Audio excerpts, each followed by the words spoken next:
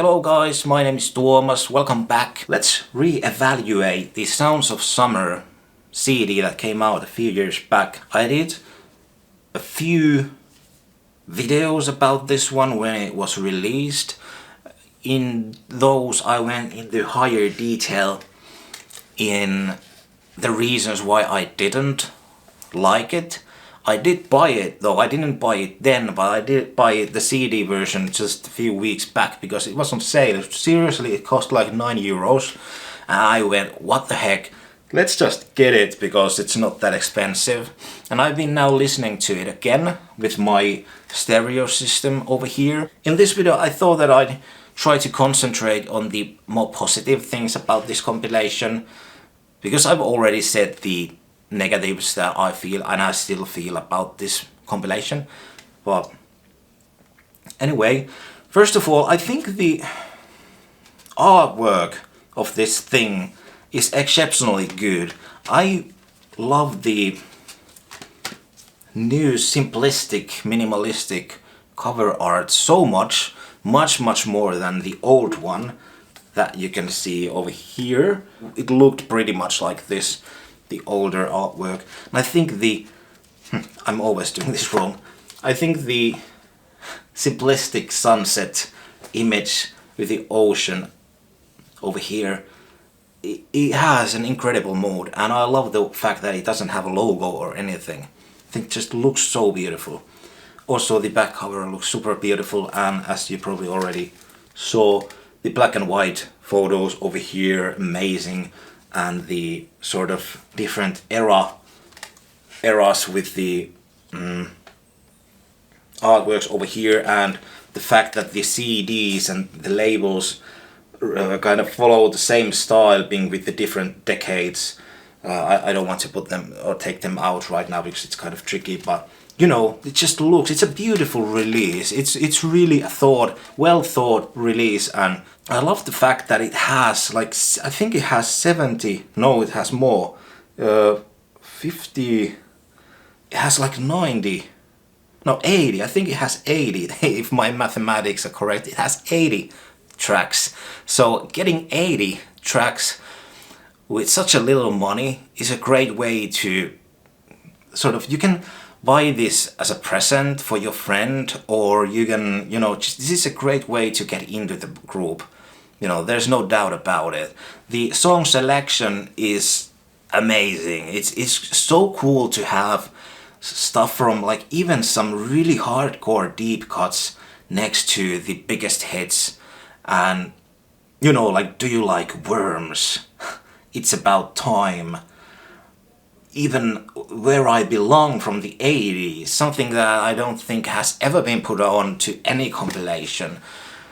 There are some nitpicks too that I want to mention about the song selection, mainly being the fact that you put this out in 2022, 10 years after That's Why God Made the Radio, and it's supposed to be this sort of ultimatum Beach Boys compilation. Why don't you include Isn't It Time, That's Why God Made the Radio title track, or Summer's Gone? I think those three tracks deserve to be on this, or at least one of those. And I think that's a huge bummer. And it was also a great chance, this thing, to do a new mix of one of those That's Why God Made the Radio tracks, because I think a lot of people would have appreciated that material more with a different sort of mixing. So, you know, it was just a huge missed opportunity to not include anything from it. And I think it would be so cool to include something from 2012 and having it next to the stuff from the early 60s, like having more stuff from a different decade. And then, you know, it is, because it is up to the standard, the best material on that album. It would have just been cool to have it here. So I think that's a huge missed opportunity. But otherwise, it does include pretty much from, I think, from each album, maybe not from every album, but pretty much from each album of theirs something, and I think that's cool. Some of the new mixes from the early 60s stuff do sound pretty good. Not necessarily great, but pretty good. Some of the stuff still kind of just give me a headache. It doesn't sound so bad listening on sort of big system with volume way up, but listening to on headphones some of these new mixes is sort of heartbreaking for me still. I just can't get over it. You hear so much weird stuff, weird echoes, and those sort of fake stereo versions of some of the old tracks, they sound worse than the old duophonics to me. I just can't get over it. And then probably the worst things, I have to mention this. Let us go on this way. Oh my god, that fake digital reverb effect on the drums, and that it sounds so, it's like an abomination of a song. It sounds something that I came up with in Fruity Loops.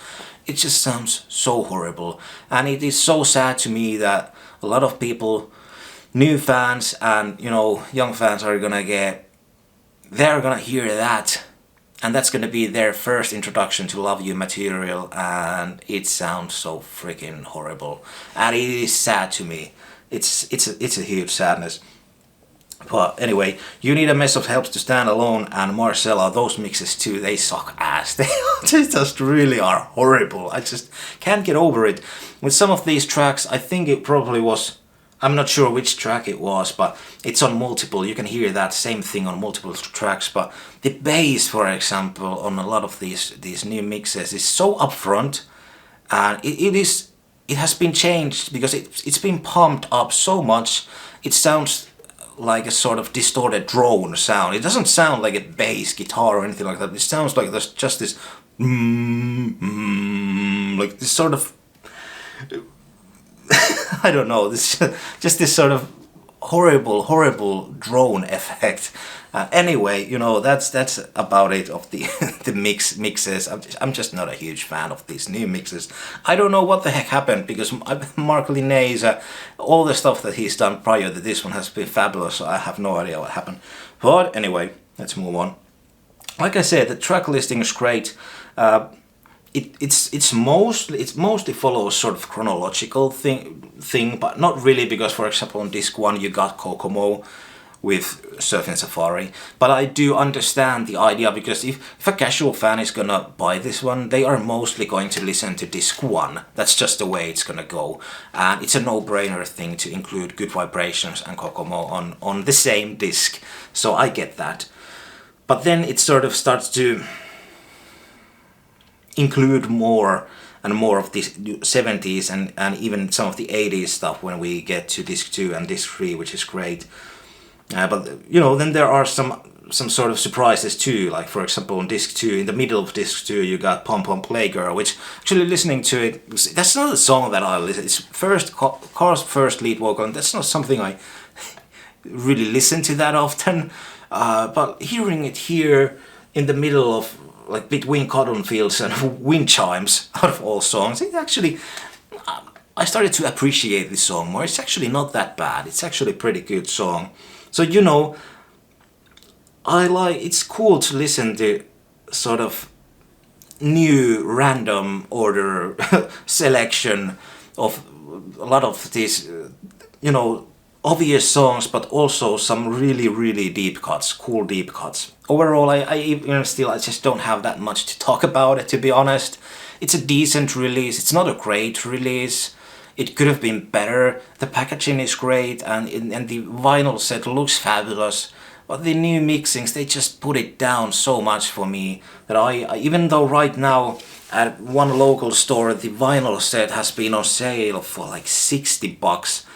I've had that tab open for a week or two now, but I can't get past of the fact that I just can't buy it, because even though it's really cheap right now, the mixes are, I just don't think I'm gonna listen to these mixes that much anymore. After I've now heard them a few times, and I'm probably going to spin this here and there sometimes in my car radio, but that's pretty much it. I just can't really think of myself listening to this at home when I have the superior mixings and releases of the same material on different compilations, and even just the studio albums, the original releases sound better, so I just can't really get past it. But you know, like I mentioned, it looks nice, and it is a good sort of compilation throughout the decades, and it's something that you can give as a present for a new fan, or you know, I'm sure that this has been a great find for a lot of new fans of the group, because like I mentioned, it just has such a great song selection. But that's pretty much it. What do you think about it now, a year or two later? Do you still listen to it? Have you warmed up to some of those new mixes? Because I think most of my viewers, when I did those longer videos where I sort of just explained like in greater detail what I didn't like about those mixes, I think most of the followers did agree with me, if I remember correctly. But a lot of people also did like this a lot, and a lot of people did say that they enjoyed the new mixes. So who knows? I would just love to know what your thoughts on it are today. But anyway, that's just my 2 cents. Thanks for watching, take care, and as usual, bye bye and see you on the next video.